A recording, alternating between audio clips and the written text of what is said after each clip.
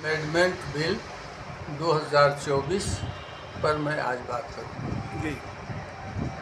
हिंदुस्तान में वक्फ मुग़लों के ज़माने से है और इस्लाम में वक्फ 1400 साल पहले से है।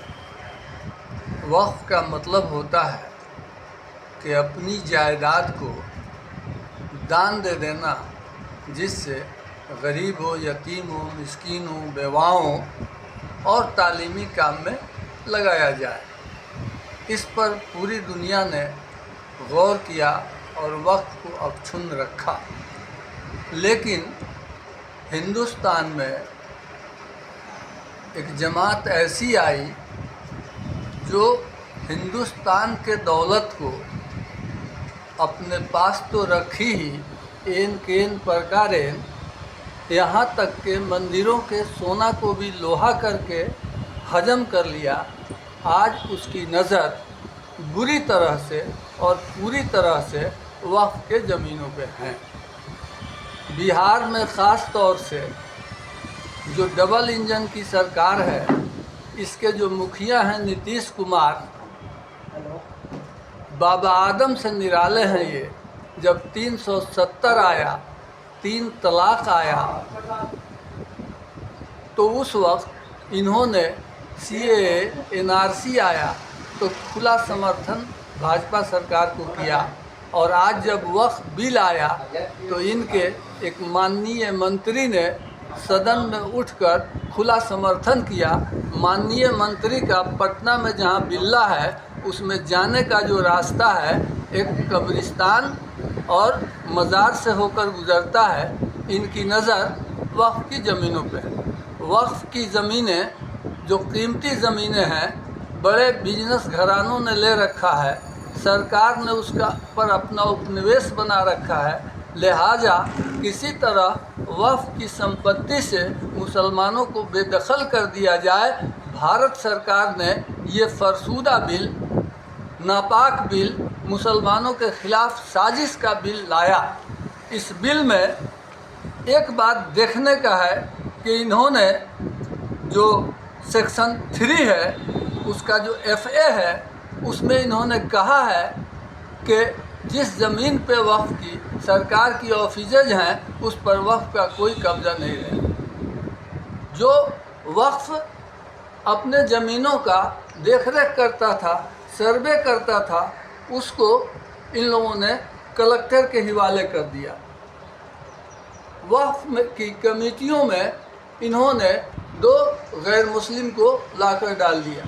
ये ऐसा फितना है कि कल हिंदुस्तान की माइनॉरिटी खड़ी होगी और कहेगी कि मंदिरों के कमेटियों में भी, दानदाताओं के कमेटियों में भी हमें जगह दो। ऐसी स्थिति में ये एक ऐसा आग है, ऐसी चिंगारी है जो पूरे भारत को और भारत के इर्द गिर्द के देशों को भी अपने लपेट में ले लेगी। वक्फ में इन्होंने जो ट्रिब्यूनल के अधिकार थे, उसका जो फाइनल वर्डिक्ट आता था और जो मान्य होता था, जिस पर रिव्यू तो हो सकता था, उस अधिकार को इन्होंने ख़त्म कर दिया। और इन्होंने ऐसा कर दिया कि वक्फ ट्रिब्यूनल का जो फैसला है, उस पर हाई कोर्ट में कोई रीट कर सकता है। वक्फ जो है वो सिर्फ इसलिए इन लोगों ने इस बात को किया कि इस देश के जो बड़े पूंजीपति हैं, उनको वक्फ की सारी ज़मीनें दे दी जाएं। 400 पार इनको इसलिए चाहिए था कि वक्फ पर जब बिल आवे तो कोई उसमें न बोले। और वक्फ की प्रॉपर्टी को हड़पने के लिए बिहार सरकार के मुखिया ने तो 4000 पार सदस्य मांगा था नीतीश कुमार जी ने। इसलिए ये जो डबल इंजन की सरकार है बिहार की, ये मुसलमानों की कितनी खैर खा है आपने देख लिया होगा। 3 तलाक में नीतीश कुमार का चेहरा, CAA NRC में नीतीश कुमार का चेहरा, 370 पर नीतीश कुमार का चेहरा, और नीतीश कुमार का चेहरा आपने देख लिया वक्फ बिल में। अब मुसलमानों को और इस देश की अक़लियत को, जो अक़लियत हैं, सिख, क्रिश्चियन, ईसाई, उनके अपने जो ट्रस्ट हैं, उनके अपने जो वक्फ हैं, सबको एक साथ रोड पर आकर अपने अधिकार के लिए लड़ना होगा। अदरवाइज ये डबल इंजन की सरकारें और इन सरकारों में बैठे हुए मनुवादी व्यवस्था के लोग, मुसलमानों और अल्पसंख्यकों के दुश्मन, इनकी ज़मीनों से इनको बेदखल करने के लिए आए दिन कोई न कोई कानून लेकर आते रहेंगे।